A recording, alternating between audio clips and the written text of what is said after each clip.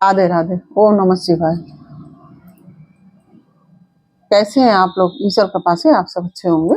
ईश्वर सब पे कृपा बनाए रखे, सबका कल्याण करे।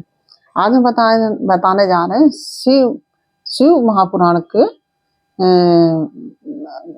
वर्णन करने जा रहे हैं। उसमें विद्वेश्वर संहिता है जो, उसका वर्णन करने जा रहे हैं। अध्याय नंबर 1 शिव महापुराण का अध्याय नंबर 1 विद्वेश्वर संहिता का। और प्रयाग में सूत जी से मुनियों का तुरंत पाप नाश करने वाले साधन के विषय में प्रश्न। और उसके पहले हम कहना चाहेंगे, यदि आपने हमारे चैनल को सब्सक्राइब नहीं किया तो प्लीज हमारे चैनल को सब्सक्राइब कर लीजिए और बेल आइकन बटन अवश्य दबा दीजिए, जिससे कि हमारे आने वाले सारे वीडियोस आपको प्राप्त हो सकें।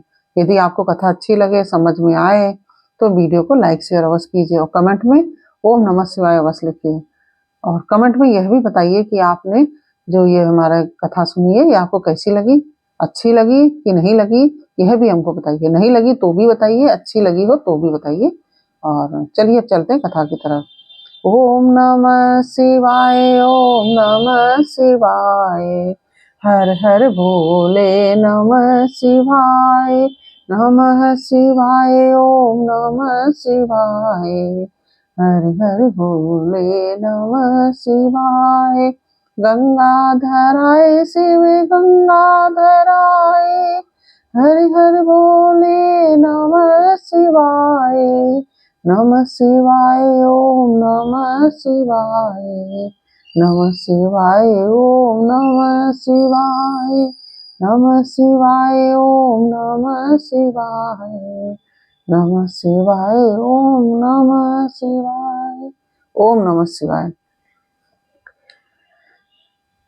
जो आदि और अंत में तथा मध्य में भी नित्य मंगलमय है, जिनकी समानता अथवा तुलना कहीं भी नहीं है, जो आत्मा के स्वरूप को प्रकाशित करने वाले देवता यानी कि परमात्मा है, जिनके 5 मुख हैं और जो खेल ही खेल में अनायास जगत की रचना पालन और संहार तथा अनुग्रह एवं तिरोभाव रूप पांच प्रबल कर्म करते रहते हैं, उन सर्वश्रेष्ठ अजर अमर ईश्वर अंबिकापति भगवान शंकर का मैं मन ही मन चिंतन करता हूँ।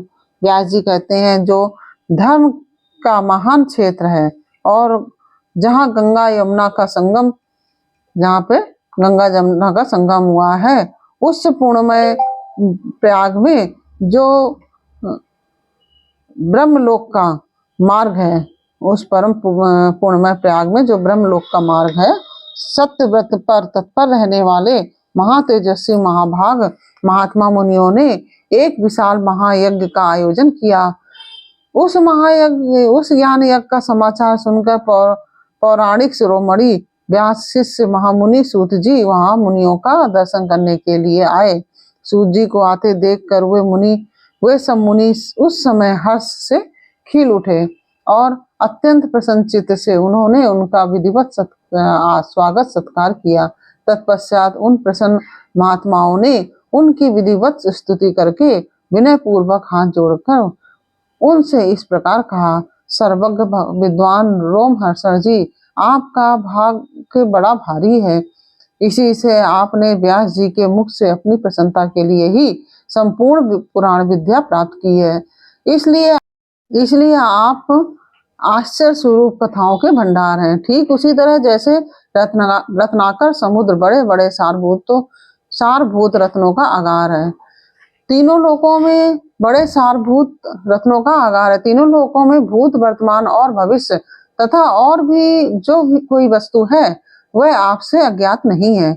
आप हमारे सौभाग्य से इस यज्ञ का दर्शन करने के लिए यहाँ पधार गए हैं और इसी ब्याज से हमारा कुछ कल्याण करने वाले हैं, क्योंकि आपका आगमन निरर्थक नहीं हो सकता। हमने पहले भी आपसे शुभ अशुभ तत्व का पूरा वर्णन सुना है, किंतु उससे तृप्ति नहीं होती।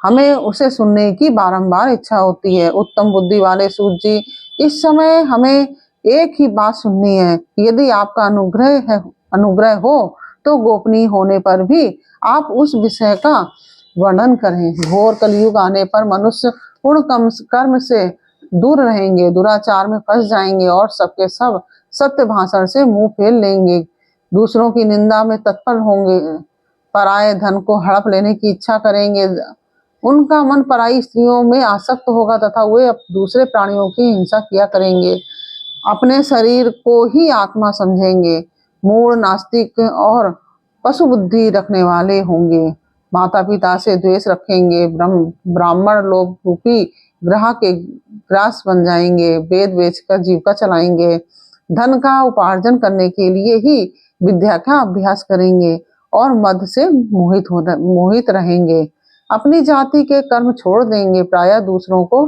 ठगेंगे, तीनों काल की संध्योपासना से दूर रहेंगे और ब्रह्म ज्ञान से शून्य होंगे, समस्त क्षत्रिय भी स्वधर्म का त्याग करने वाले होंगे, कुसंगी पापी और व्यभिचारी होंगे, उनमें शौर्य का अभाव होगा, वे कुत्सित चौर्य कर्म से जीविका चलाएंगे, शूद्रों का सा बर्ताव करेंगे और उनका चित्त काम का किंकर बना रहेगा, वैश्य संस्कार भ्रष्ट स्वधर्म त्यागी कुमार्गी धनोपार्जन परायण तथा नाप तोल में अपनी कुत्सित वृत्ति का परिचय देने वाले होंगे, इसी तरह शूद्र ब्राह्मणों के आचार में तत्पर होंगे, उनकी आकृति उज्जवल होगी, अर्थात वे अपना कर्म धर्म छोड़कर उज्जवल वेशभूषा से विभूषित हो व्यर्थ घूमेंगे, वे स्वभावता ही अपने धर्म का त्याग करने